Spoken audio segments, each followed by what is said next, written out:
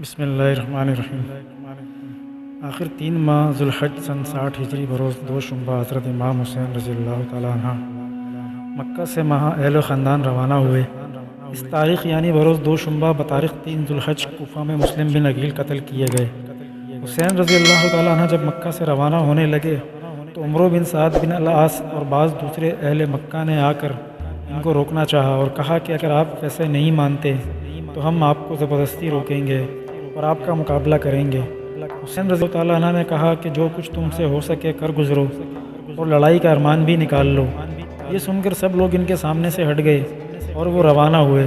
رخصت کرتے وقت عبداللہ بن عباس نے کہا کہ میں اس وقت تمہارے اونٹ کے آگے لیٹ جاتا کہ وہ مجھ کو بغیر کچلے ہوئے آگے نہ بڑھ سکے، لیکن میں جانتا ہوں کہ تم پھر بھی نہ رکو گے اور عزیمت کوفہ سے باز نہ رہو گے۔ آخر آپ مکہ سے روانہ ہوئے۔ مقام تخمہ میں ایک قافلہ ملا جو یزید کے پاس عامل یمن کی طرف سے تحائف لے جا رہا تھا۔ آپ نے اس قافلے کو گرفتار کر لیا اور کچھ سامان اس قافلے سے لے کر آگے روانہ ہوئے۔ مکہ اور کوفہ کے درمیان مقام صفا میں عربی کے مشہور شاعر فرزوق سے ملاقات ہوئی جو کوفہ سے آ رہا تھا۔ فرزوق جب کوفہ سے چلا تھا تو اس وقت تک عبید اللہ بن زیاد کوفہ میں داخل نہ ہوا تھا۔ حسین رضی اللہ تعالیٰ عنہ نے فرزوق سے کوفہ اور کوفیوں کا حال پوچھا تو اس نے کہا کہ اہل کوفہ تو آپ کے ساتھ ہیں، لیکن ان کی تلواریں آپ کی حمایت میں علم نہیں ہو سکتی۔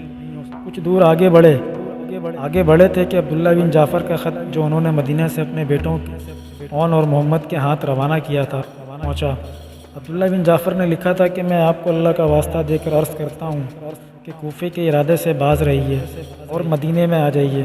مجھ کو اندیشہ ہے کہ آپ قتل نہ ہو جائیں، اللہ کے لیے آپ اس معاملے میں جلدی نہ کریں۔ ساتھ ہی مدینہ کے والی کا خط بھی انہی قاصدوں نے دیا جس میں لکھا تھا کہ آپ مدینہ میں آ کر رہنا چاہیں تو آپ کو امان ہے، مگر حسین رضی اللہ تعالیٰ عنہ نے واپسی سے قطعاً انکار کیا۔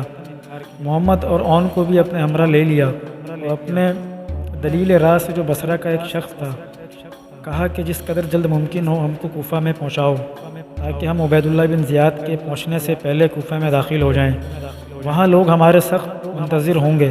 اتفاقاً اسی روز عبید اللہ بن زیاد کے پاس یزید کا خط پہنچا تھا کہ اپنی حفاظت کرو، چونکہ حسین مکہ سے روانہ ہو چکے ہیں، لہٰذا ہر ایک راستے پر فوجی متعین کر دو کہ ان کو کوفے تک نہ پہنچنے دیا جائے۔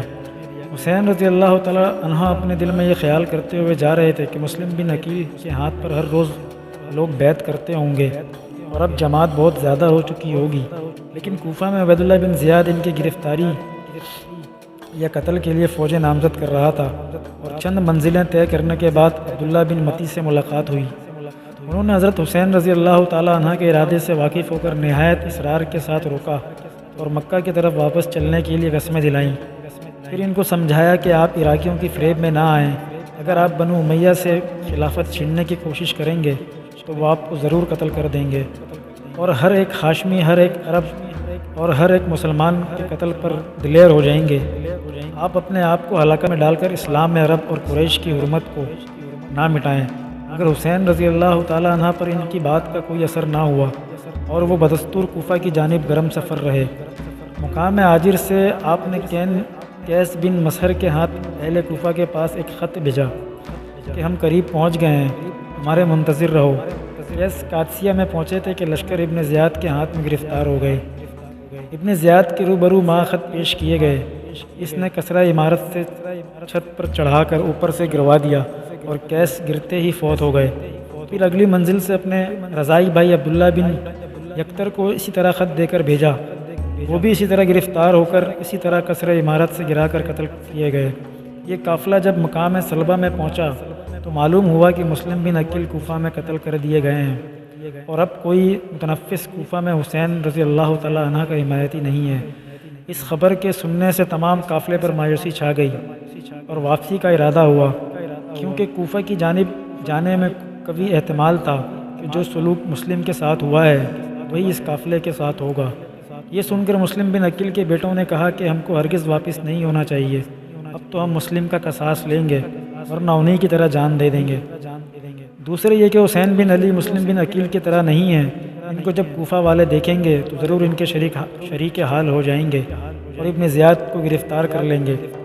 اس قافلے میں کئی سو آدمی شامل تھے اور راستے میں لوگ شامل ہو کر اس کی تعداد بڑھا رہے تھے، لیکن سالبیہ میں اس خبر کو سن کے جب قافلہ آگے بڑھا تو دوسرے قبائل کے لوگ بتدریج جدا ہونے شروع ہوئے، یہاں تک کہ خاص اپنے خاندان اور قبیلے کے لوگ باقی رہ گئے، جن کی تعداد 70-80 کے قریب بیان کی جاتی ہے، بعض روایتوں میں 250 کے قریب بیان کی گئی ہے۔